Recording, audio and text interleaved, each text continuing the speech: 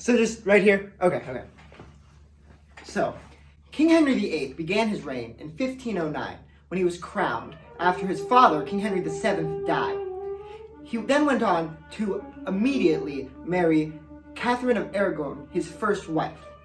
Originally, he was a very strong and proud member of the Catholic Church, but eventually, after many controversies with his marriage, he started the English Reform and splintered away from the Catholic Church. It was never his intention to do so, but through his actions, he created a new Protestant religion and isolated himself from the papacy and the religion of Catholicism. King Henry VIII and Catherine of Aragon had several children. One of them was Mary I, Queen of England and Ireland, who would eventually become Bloody Mary. However, they were unable to produce a male heir, as their only son, Henry, died a month after he was born. This greatly infuriated the king, and he petitioned for an annulment of their marriage. Your Holiness, Do you wish for an annulment, my son? yes, Why? I only ask because my wife was first consummated to her first husband, therefore making our marriage invalid. So I only ask a humble annulment of you, Your Holiness. You have also consummated your marriage to her, so it is valid. I cannot grant you this annulment. After the Pope refused his annulment, Henry VIII became increasingly furious. No! Eventually, he would go on to secretly marry Anne Boleyn. This, of course, infuriated the Pope, who excommunicated Henry from the Catholic Church. Henry VIII has secretly married Anne Boleyn and has consummated their marriage? How dare he! I will excommunicate him!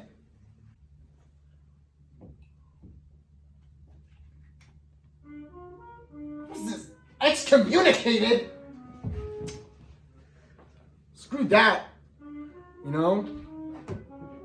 It would be great if I just formed my own church, my own rules. I can marry who I want, divorce who I want. What should I call it? The Church of England. Yeah. After learning of his excommunication, Henry VIII began to start the process of what would become the English Reformation. The Reformation led to Henry declaring the king, the seat of power in England, the supreme ruler of the church. It would also lead to the creation of the Church of England, where legally Henry was able to divorce Catherine and marry Anne Boleyn. Divorce? No! Anne Boleyn was Henry VIII's second wife. She was beheaded on charges of treason and adultery. King Henry played tennis while she was being executed. Treason? Executed?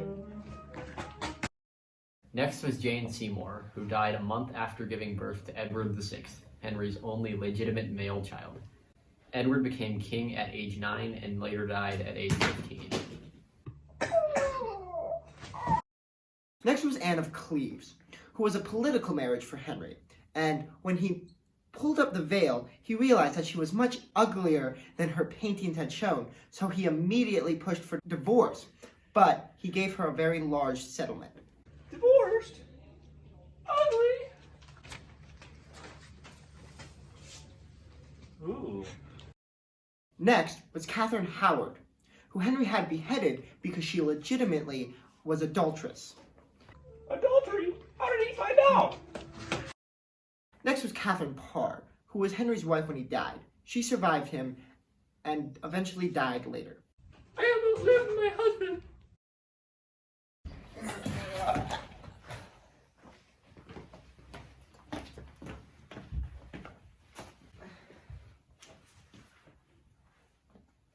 Rise, King Edward of England.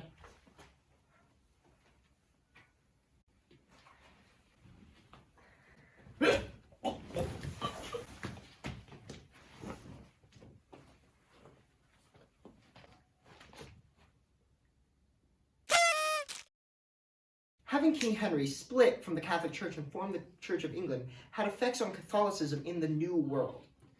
the Catholicism was not able to take hold in the New World, and thus early Americans thought Catholics would take over America and have a papish president.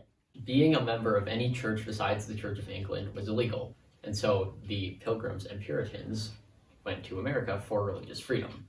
However, because there were few Catholics in England, there then were few Catholics in America when they arrived. Oi! Look! The New World! I hate Catholics and Anglicans. Besides that, the Church of England now has a very similar structure to the Catholic Church. There are priests, bishops, and there is a pope who is just the current leader, King Charles II. However, the Church of England has formed many beliefs that would be considered heretical in the Catholic Church.